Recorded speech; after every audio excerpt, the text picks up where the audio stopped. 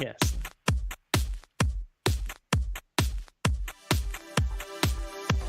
Attention, armchair quarterbacks and shower thought GMs. It's time for this week's episode of SportsBall with Mike Meharry and Alan Mosley. Do you want me to play Rocky Top now or after the show?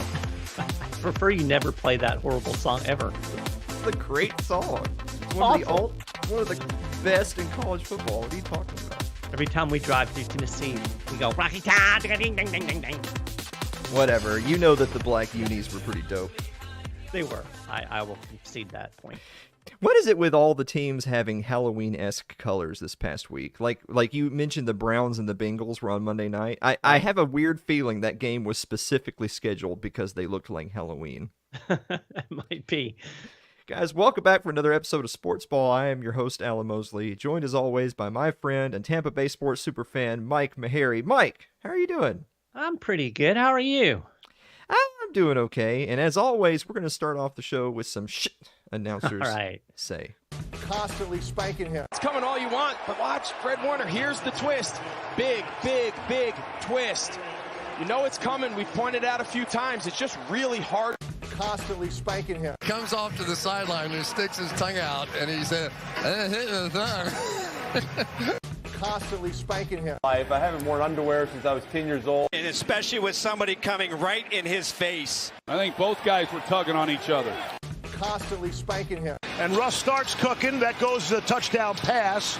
6 straight completions for Russell Wilson. I don't know if that's cooking. That's just throwing it in the microwave, you know, heating up a little TV dinner. The way he started. It's good, though. We'll take it. I think you're going to get hold. Constantly spanking him. 2-1 in October. I would have taken that and run for the hills like I just absolutely hit the lottery with a bunch of Reese's peanut butter cups trick-or-treating. Lottery with a bunch of Reese's peanut butter cups trick-or-treating. Bunch of Reese's peanut butter cups. Reese's peanuts. Constantly spanking him. I don't want that candy. You never had a Reese's Penis, Mike? No. And did I hear the N-word? Okay. First of all, we didn't say it. That's number one. And second of all, he was quoted saying really quickly, I think they're gonna get a hold. But it kind of like word salad kind of popped, vomited out, and it sounded like something else. Yes, it did. All right. With that note, we're gonna enjoy another fantastic week with the referees on Adventures in Officiating. 14 seconds left in the first half of number 10 USC in Arizona. USC trying to get into field goal range, running out of time, rolling. Finds his man down at the 9-yard line. Notice the clock should have stopped at 6 seconds because the clock stops on a first down in college. They roll it down to 5. They're lining up. They got to spike the ball here, Meharry. But look, the clock's running. The referee hasn't spotted the ball yet, but the clock's running. Why is the clock running? USC's pointing it out. The clock's at 0. They go ahead and snap the ball anyway, roll out, can't quite find the end zone. The whole thing's an absolute disaster because, for one, the clock shouldn't have been running until the referee spotted the ball, which USC would have probably spiked the ball and kicked a field goal there. And then to add insult to injury, when they actually did snap the ball, the clock had been at 0 for one Mississippi, too. So it's wrong either way you put it. Arizona actually starts heading to the locker room, which of course they would, right? They don't want to play another down. No. USC is waiting for this to get fixed. And after a conference, what do the referees say? It's the end of the half. The referees actually decide it's the end of the half. Lincoln Riley, obviously, kind of looking for a little bit of an explanation. He was actually telling his guys to stay on the field for several minutes while they hashed it out with the referees. But no. Turns out that rule has been changed. The clock just runs whenever they want it to in college football. They did indeed end the half. Oh, my. Perfect example of basically they're just making it up as they go along. Yeah, well, it's one of those things you might remember, so infamously at the end of the Tennessee-Alabama game, very similar situation, throwing to get into field goal range. They did have a timeout, however, and so obviously with calling a timeout immediately at the end of the play, the clock was not going to run. They didn't have to rush to the line. However, it's still a similar situation of if the first down stops the clock in college football, then when that player hits the ground, Whatever the clock reads in that moment, that's what the clock should be wound back to when the ball is spotted. And then the clock should not run until the ball is put down, the referee backs out and winds the clock. Whistles play. It's clearly wrong, but this is something that apparently they've decided is also not reviewable. If you're not going to review when the opposing team's stadium is running the clock, that's some amazing home field advantage. Right? Whew, well, that's a perfect lead into a puck to the head.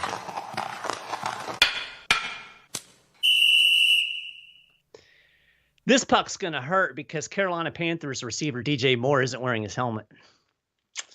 Now, Moore made one hell of a catch. What a throw, by the way. Yeah, it was a nice throw. Tied up the game with less than a minute, under a minute. Time's winding down. And then, as you can see, he took off his helmet in the celebration, and that is a no-no. So then we had the 15-yard unsportsmanlike penalty for removing the helmet, which, by the way, in my never-to-be-humble opinion, is a retarded rule, but be that as it may, it is the rule. And that pushed the extra point back. And Panthers kicker Eddie Pinheiro missed. Sent the game into overtime. Now, we can understand Moore being excited about the catch, right? Mm-hmm. But he knows the rules. He shouldn't have taken his helmet off. But wait a minute. I'm going to deke. Uh-oh. Because upon further review, it's the NFL officials who threw the flag that should get the puck to the head. This could actually be an adventure in officiating because, as it turned out, Moore did not break the rule. Oh. The rule is removal of a helmet by a player in the field of play or the end zone during a celebration or demonstration or during a confrontation with the game official or any other player is a penalty. He was not in the field of play when he removed his helmet. He was out of the end zone in what is known as the border. So it was not technically a violation of the rule. He should not have been flagged. So I'm going to shoot the puck to the head, not at DJ Moore, but at the officiating crew who once again got it wrong. In Moore's defense, he believed himself the hero of the game at that point. And as we know from television, the heroes don't wear helmets so that you can see their pretty faces. I've also got a puck, by the way. Yeah. We're going to talk about Michigan State and Michigan. It's another situation where there's only one tunnel at one of the biggest stadiums in the world. Upwards of 8 Michigan State players are now suspended with assault charges pending because they decided to jump a Michigan player in the tunnel after the game. Now, of course, I could throw a cheap shot here and say they should have shown that much fight on the field as opposed to in the tunnel. But Mike Maharrey, this is actually the second such incident in just a few weeks at Michigan. What is the deal with these massive stadiums and incredibly wealthy programs having a single tunnel? I don't know. There's a lot of questions when I watch that video. Like, why is that dude by himself? Where's the rest of the Michigan Wolverines? And then there's the one coach who's kind of standing there going, looks like my guys are getting beat up over there. Yeah. I don't know. It's just a whole weird situation all the way around. A lot of pucks to go around. The officials, the tunnel, the Michigan player alone, the rest of his teammates, and other Michigan State Spartans not jumping in and saying, guys, stop. Congratulations, you just ended your college football careers. Right. On that note, speaking of things I could do, I could do that. Remember that Eddie Pinheiro boy? We're piling on the Carolina Panthers. Yeah. Talk about a team that doesn't really need to be piled on. Here's Eddie Pinheiro, kicker of the Carolina Panthers, taking some time out from his warm-up routine, take some selfies. Didn't really need to work out the leg this week. He had to take some selfies before the game. And looks like maybe some extra practice would have paid off. So he did indeed miss the 48-yard extra point attempt. Right. But just to prove it was no fluke, he also missed a 33-yard attempt in overtime that would have won the game. Yeah. Yikes. Do you realize that if the Panthers had won that game, they would be in first place in the NFC South? I do realize that. Isn't that horrible? A lot of people kind of wanted that to happen, but just to prove the NFC South is no fluke, they made sure it didn't happen. Right. Well, okay, so I've got a yay or nay for you. Oh, okay. And first I'll give you the yay or nay, and then I'll give you some a little context. Yay or nay?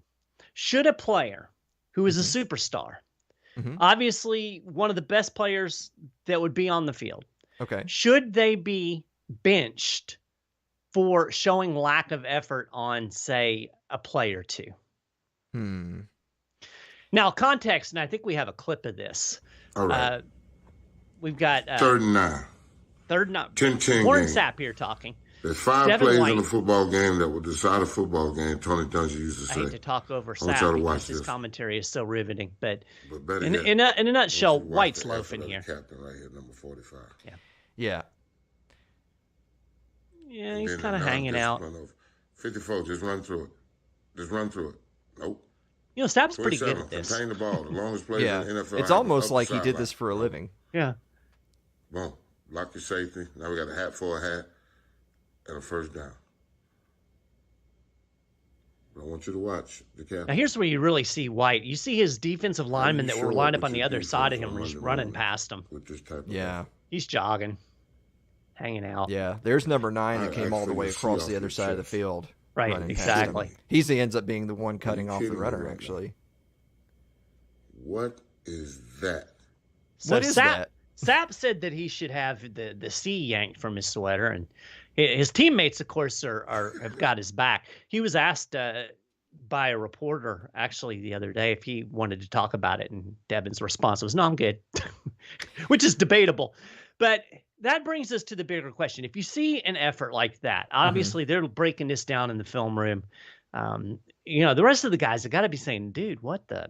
Yeah. Should he be benched? As a coach, would you bench a player like that to set an example, knowing that taking White off the field is taking by far one of your best defenders out of the game?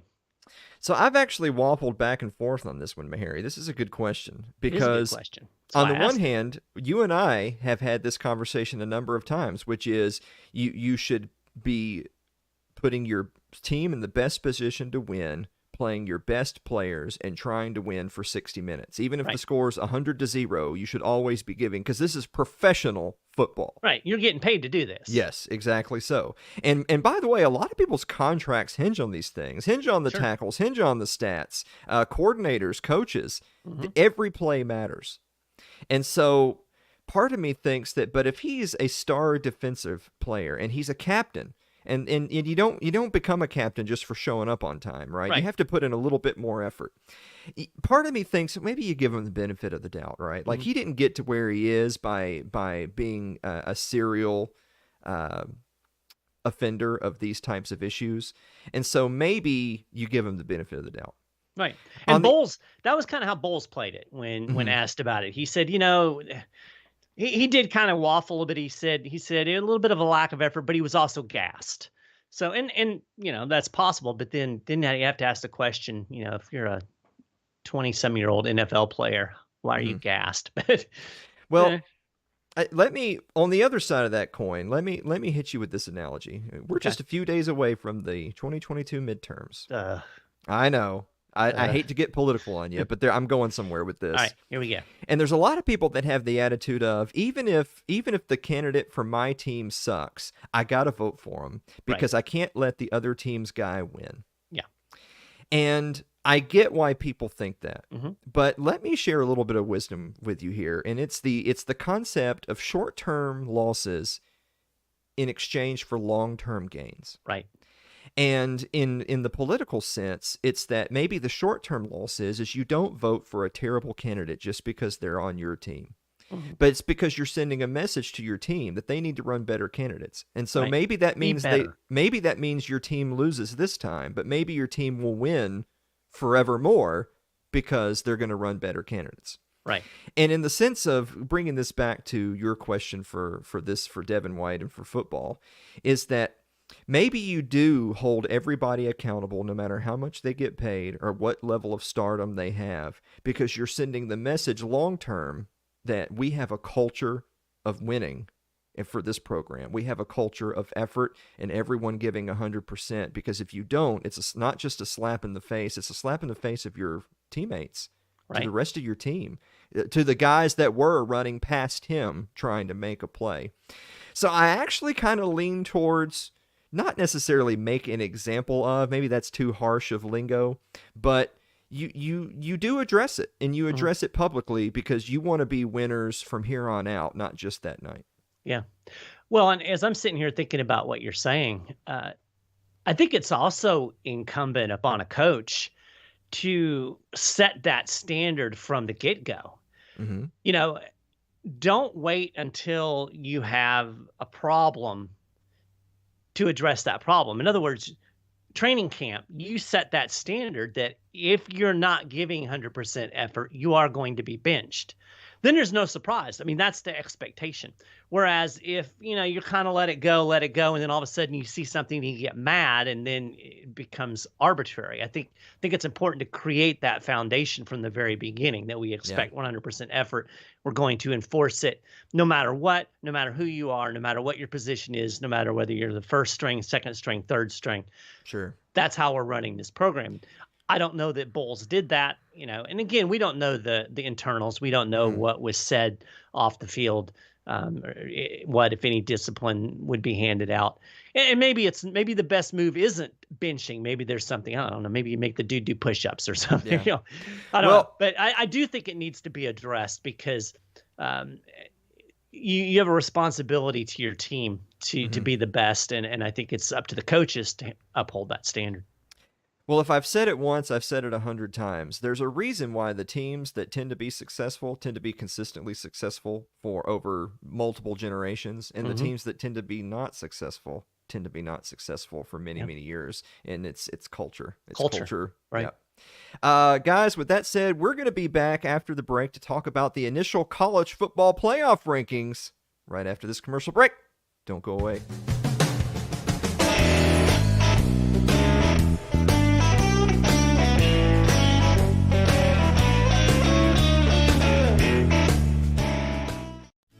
If you're enjoying this afternoon's episode of SportsBall, consider supporting the program by joining our Patreon over at patreon.com/Alan Mosley. Tune in to It's Too Late with Alan Mosley, Wednesday nights at 9 o'clock Eastern Time on your favorite video platform of choice. Just search Alan Mosley TV.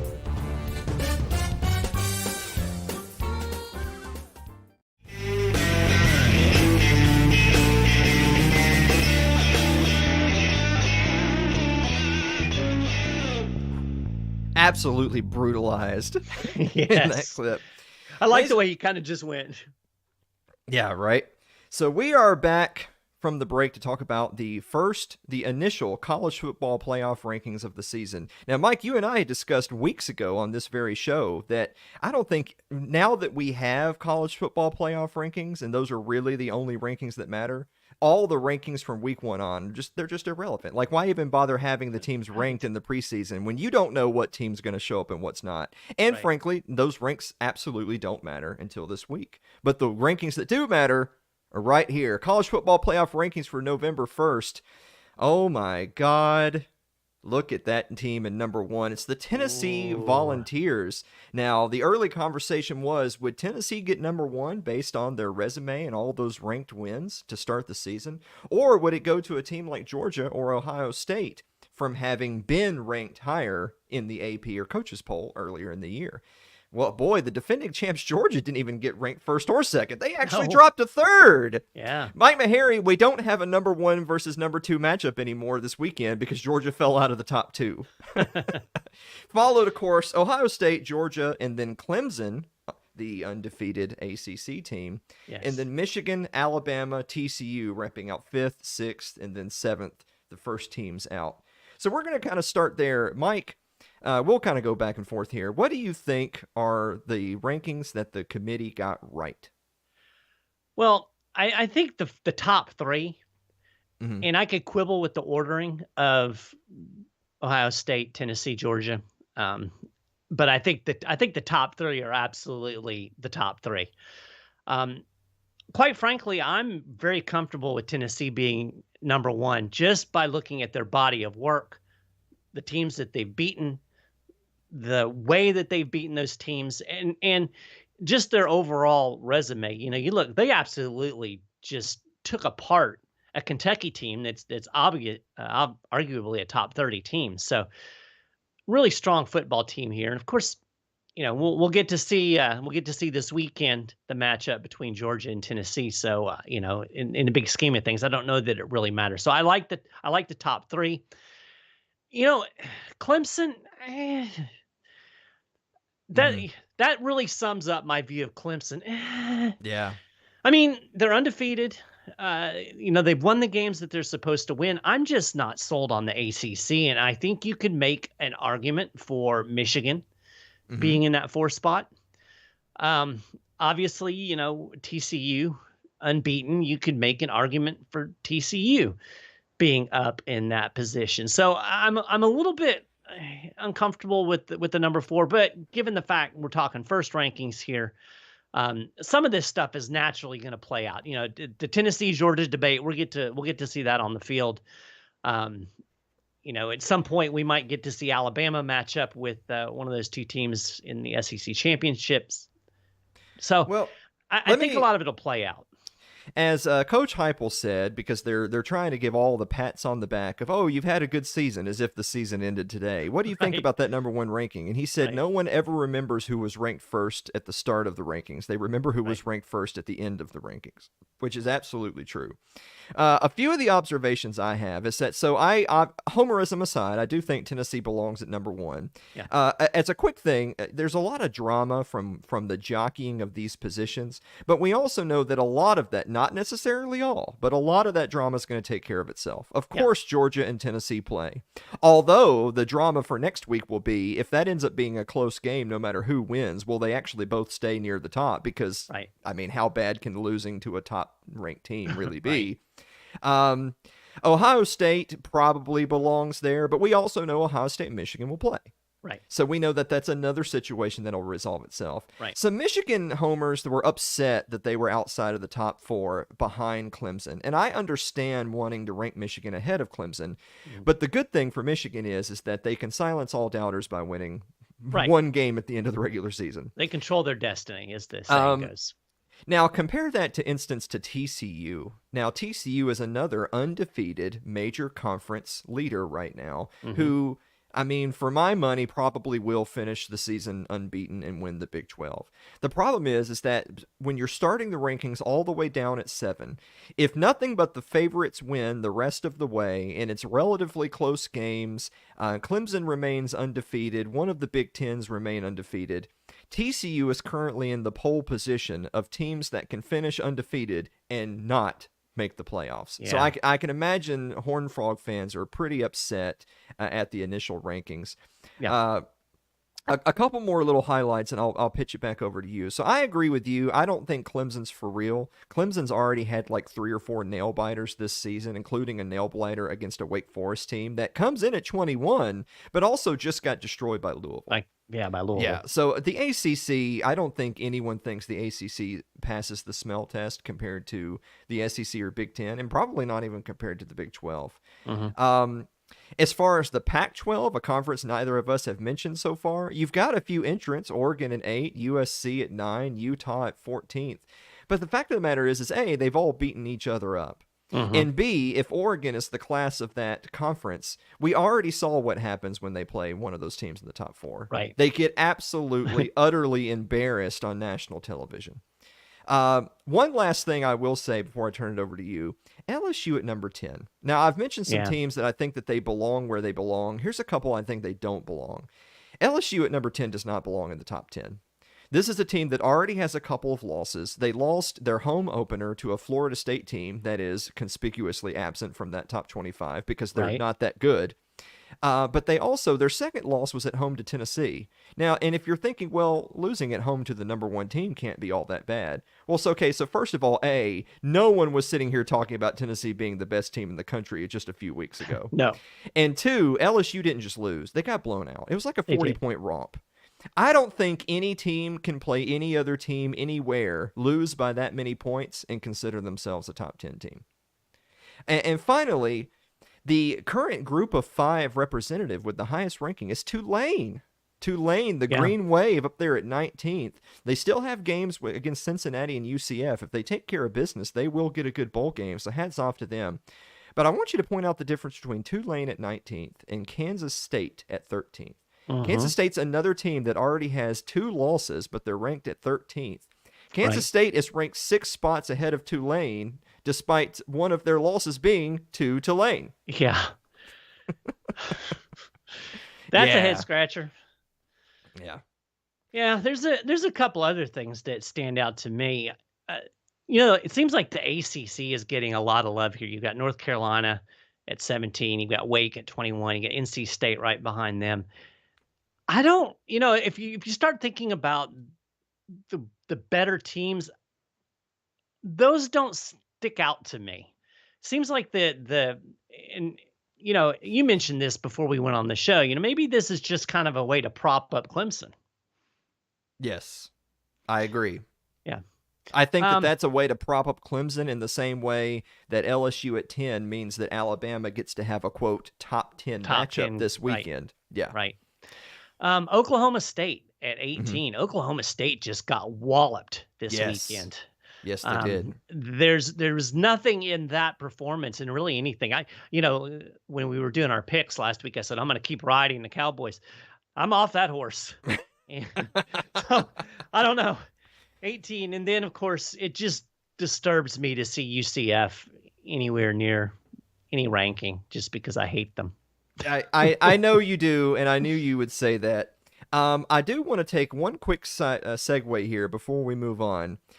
We've talked earlier in the season about the proposed expanded college football playoff that we would all like to see sooner, but it will be at a minimum by 2026. Right. If we had that expanded playoff right this minute, this is what the playoff would look like. Take a look at this.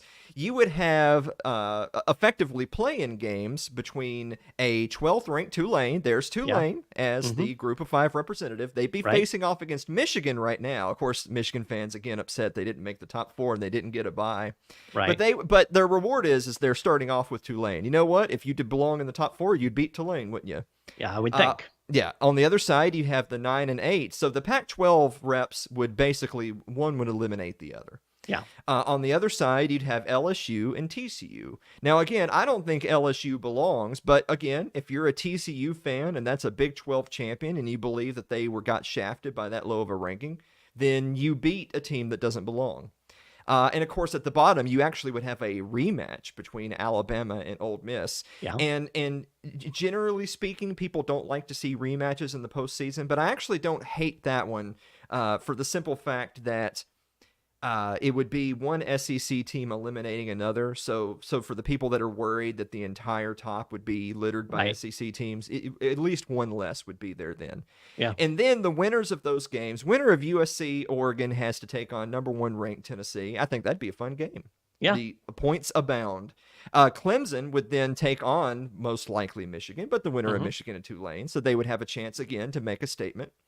Winner of LSU TCU takes on Ohio State, which that'd be a tough one there. And then finally, the defending champion Georgia Bulldogs would again be in an all SEC matchup. And so again, even if you were a team, of course, those are East and West opponents, so they would not have necessarily played yet. By this point in the season. However, again, one SEC team would be eliminating another. So people who are sick and tired of hearing the Southeastern Conference dominating, another SEC opponent would be eliminated. Mike Maharrey, what do you think? I think that's an awesome playoff. Well, that's my thought too. I would love to see this. And we've talked about this before. That's the bottom line is when you're still going to have debates. Well, what about UCLA or whatever? That's always going to happen. But when you look at this playoff, it answers a whole lot more questions on the field than what's going to be answered by, the rankings. And it leaves much less subjectivity to who the national champion is actually going to be. So I can't wait for this expanded playoff, to be honest with you.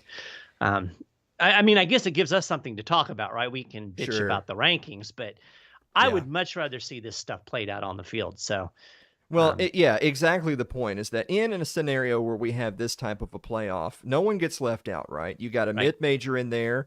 You've got all the conference champions are in there. Yep. You got 2 Pac-12s. You have 2 Big Tens. Of course, the 2 Big Tens are no mystery. It's Ohio State and Michigan. Right. Again, no conference champions left out. So TCU, you're in. Clemson, you're in. And then finally, if you're saying, wait a minute, if I'm the SEC and I think I'm superior to all these other teams and conferences, we should have more teams in. Well, Jesus, you got 5. You got 5. I think 5 is good. With that said, Mike Maharrey, it's time to get our solemn faces on. It's time for In Memoriam, where we remember a player, a team, a coach, whoever, whose sporting life was cut tragically short. Mike, who are you remembering this week? Well, Alan, today we're going to be remembering Tom Brady's marriage. Oh, no. Yeah. We knew it was coming, right? Rip that C off your chest. Yes, last week the divorce between Tom Brady and his lovely model wife Giselle was finalized. Finalized very quickly, too, by the way, which apparently there was a very robust prenuptial agreement that allowed for a very quick divvying up of income, assets, etc. But, you know, I'm not really remembering this so much because I care about Tom Brady's marriage. What does that really have to do with me? None of my business.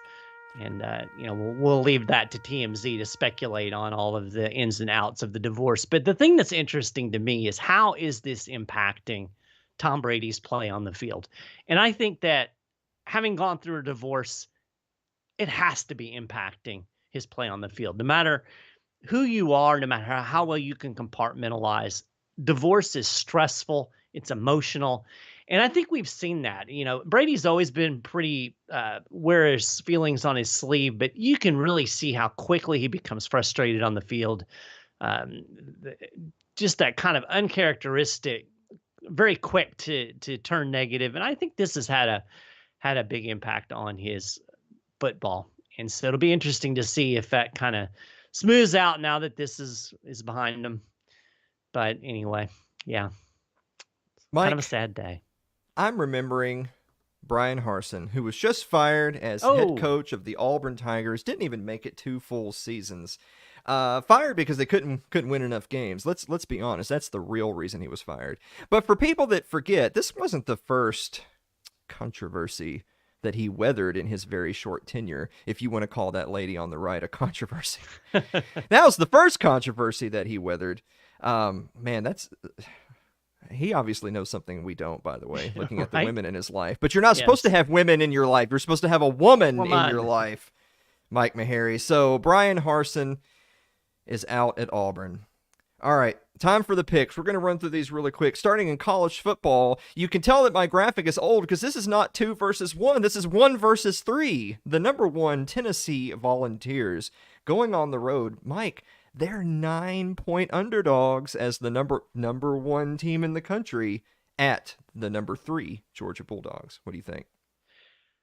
I feel like this is going to be a really good game. I like the matchup of Georgia's defense against Tennessee's high-flying offense. I think 9 is a big number. I'm going to go with Tennessee just because of the points.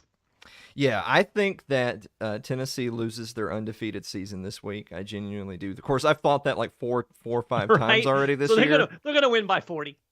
There's games that I picked them to lose this year that they won by 30, 40 points. Yes, that is correct.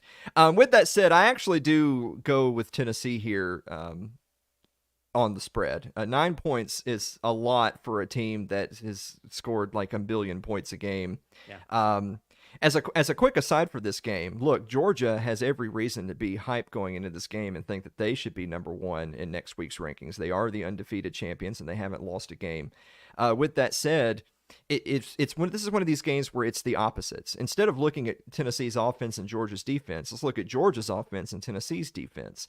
Tennessee's defense has been a little bit maligned in the secondary, but their run game is stout. And last week, Maharrey, that they played their best 60 minutes of football most recently, and Tennessee is the most healthy they've been all season long going into this game. Can Stetson Bennett keep up with Hendon Hooker? Yeah, that's the question. I don't know. I'm going to go with Tennessee +9. Moving on to the Alabama Crimson Tide, who came in at 6, who are playing the 10th ranked LSU Tigers. What do you think? Alabama is a 13-point favorite. Again, big number. I think Alabama's going to win this game. Even going into Death Valley at night, tough place to play. LSU is better than anybody expected, but I'm not all in on LSU. So yeah, I think Alabama's going to win outright. I think I'm going to take LSU with the points, though.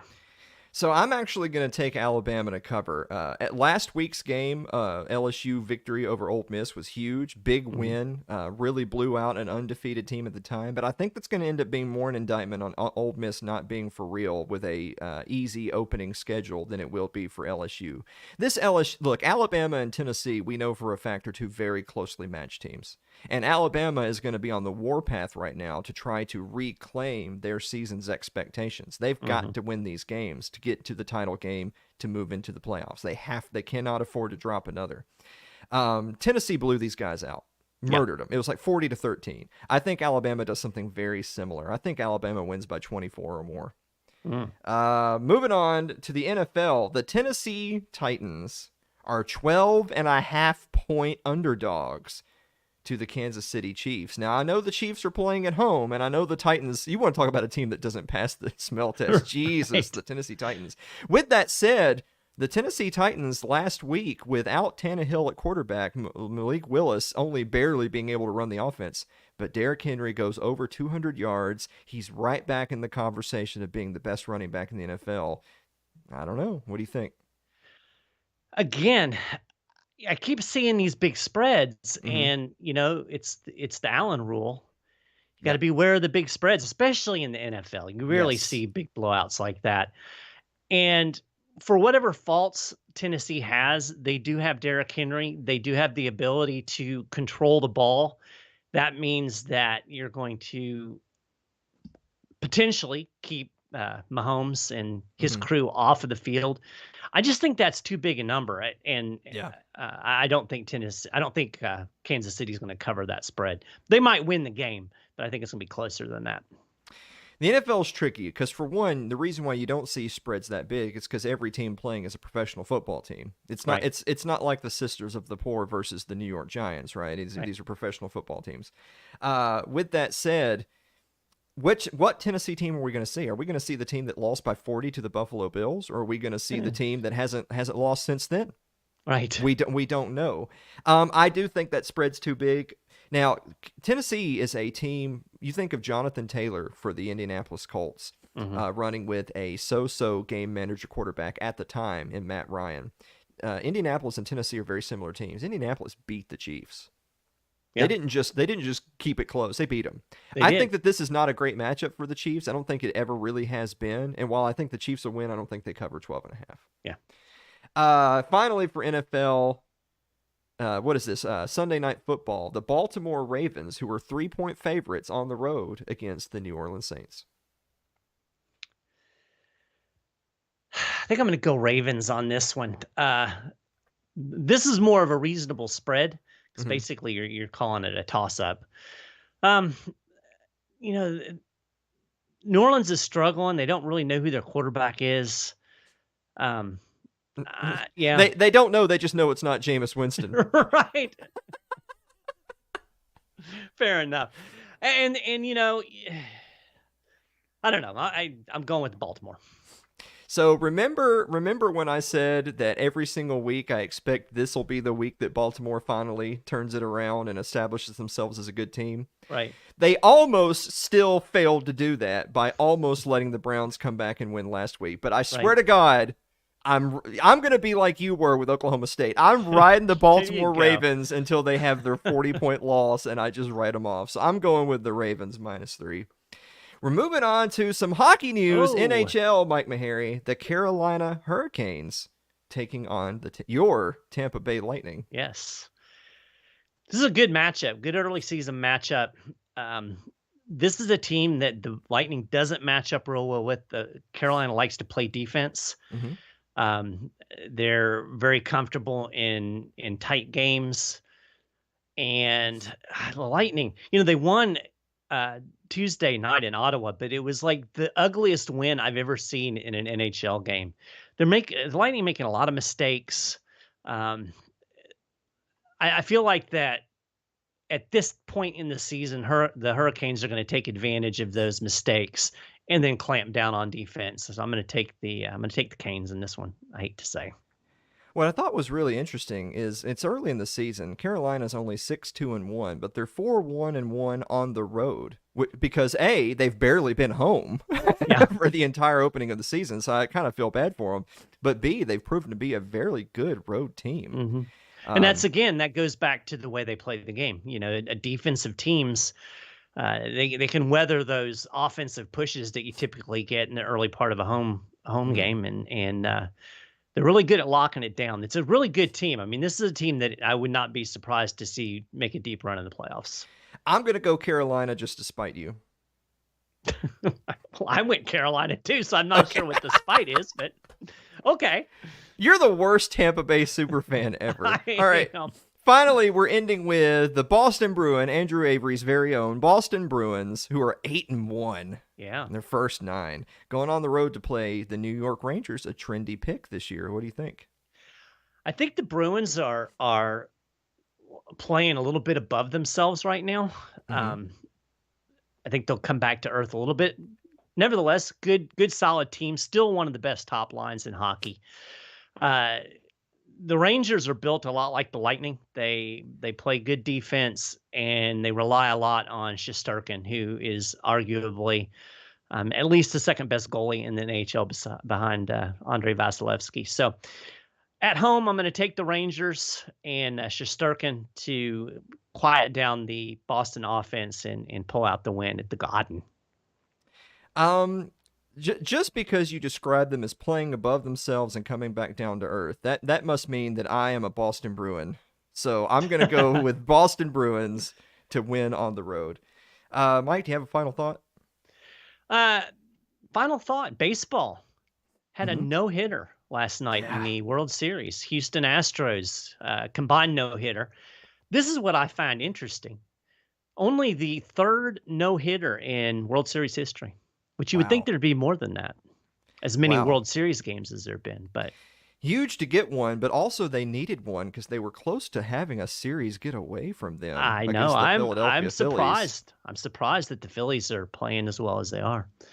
I'll give you my quick final thought. So a real in memoriam to Ray Guy. I saw that right before we were going on. Rest in peace to the legendary Boot. Just if you want to know how good he was, he's one of the guys they name awards after. So that's how you know that the guys are good. It's a Lombardi trophy for a reason. That's every kicker wants to win the Ray Guy award. Yeah. Guys, thanks so much for listening to another episode of Sports Ball, and we will see you next week.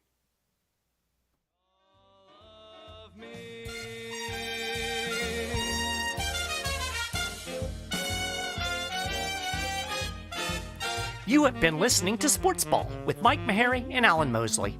You can follow us on Facebook, Twitter, YouTube, and Odyssey, all at Alan Mosley TV. You can also subscribe to the show on your favorite podcasting platforms. Just search for Sports Ball with Mike and Alan. And you can find the weekly Sunken Cost Money Pit at Substack. Thanks for listening. We'll have more bread and circuses next week.